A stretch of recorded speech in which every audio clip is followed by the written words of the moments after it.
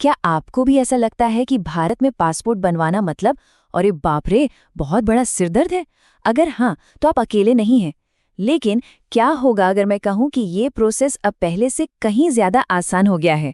चलिए आज इसी सफर पर चलते हैं और इस मुश्किल लगने वाले काम को एकदम आसान बनाते हैं। हम सबने सुना है दोस्तों से, रिश्तेदारों से कि पासपोर्ट बनवाने में तो महीनों लग जाते हैं, बहुत भाग दौड़ करनी पड़ती है। पर क्या ये बात आज भी सच है? आइए पता लगाते हैं। जी नहीं, बिल्कुल भी नहीं। असल में आपको फाइलों के ढेर की कोई जरूरत नहीं है। सच कह रहा हूँ, सिर्फ दो, जी हाँ, सिर्फ दो बेसिक दस्तावेजों से आप अपना पासपोर्ट बनवा सकते हैं। चौंक गए ना? चलिए देखते हैं कैसे। तो आज हम क्या क्या जानेंगे? सबसे पहले पासपोर्ट से जुड़े मिथक को तोड़ेंगे, फिर देखेंगे कि वो दो जरूरी दस्तावेज कौन से हैं, उसके बाद आवेदन से अपॉइंटमेंट की पूरी प्रक्रिया समझेंगे, ईसीआर और ईसीएनआर का फर्क भी जानेंगे और आखिर में देखेंगे कि पासपोर्ट आपके हाथ में कैसे आता है। तो चलिए शुरू करते हैं। चलिए सबसे पहले तो उस सबसे बड़ी गलतफहमी को दूर करते हैं, उस डर को हटाते हैं जो पासपोर्ट बनवाने के रास्ते में आ जाता है।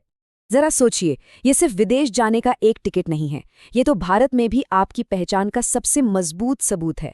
मान लीजिए अचानक कोई अंतर्राष्ट्रीय मौका आ जाए तो आप पहले से तैयार रहेंगे, और इसकी वैधता 10 साल की होती है। मतलब ये एक लॉन्ग टर्म इन्वेस्टमेंट जैसा है। अच्छा, अब आते हैं सबसे जरूरी सवाल पर। आखिर कौन से कागजात चाहिए? यकीन मानिए, लिस्ट बहुत ही छोटी है। एड्रेस प्रूफ के लिए आपको इनमें से कोई भी एक दस्तावेज देना है, और यहाँ एक प्रो टिप है। अगर आपके पास आधार कार्ड है तो समझिए आपका आधा काम तो वैसे ही हो गया, क्योंकि ये पते और पहचान दोनों के लिए काम करता है।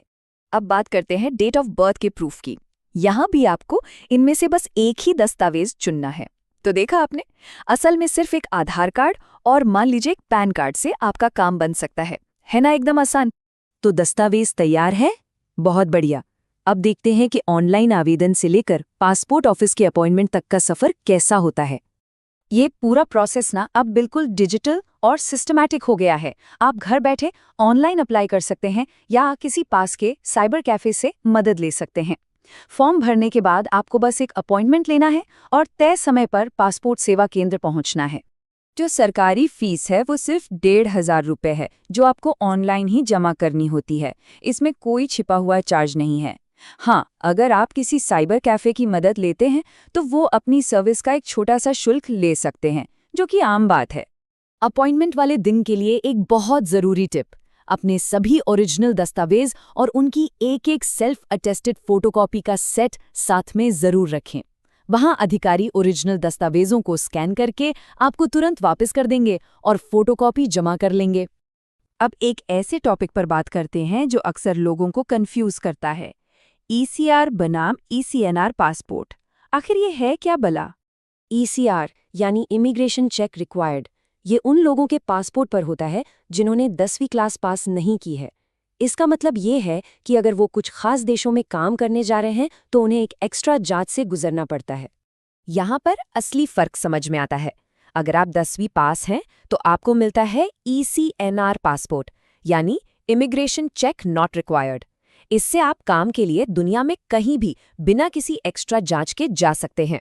लेकिन ईसीआर पासपोर्ट वालों को खासकर खाड़ी देशों में काम के लिए जाने पर एक क्लियरेंस लेना पड़ता है। ये असल में उनकी सुरक्षा के लिए ही एक कदम है।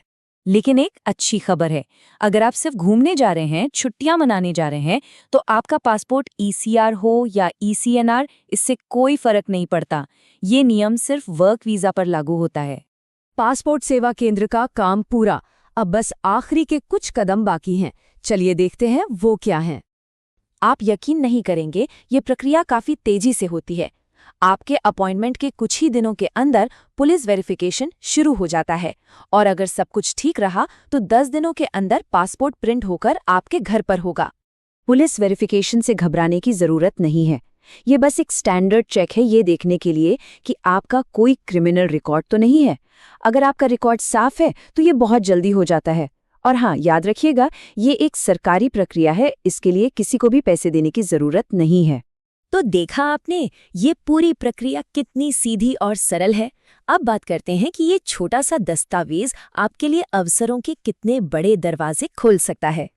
तो अब आप सोचिए, जब ये पासपोर्ट आपके हाथ में होगा तो आपकी पहली मंजिल कहाँ होगी? ये सिर्फ एक दस्तावेज नहीं है, ये आपके सपनों की उड़ान का पहला कदम है। ऐसी ही जानकारी के लिए सब्सक्राइब कीजिए ऑल कैन स्टडी को। थैंक यू दिन। चलिए नेक्स्ट वीडियो पर मिलते हैं।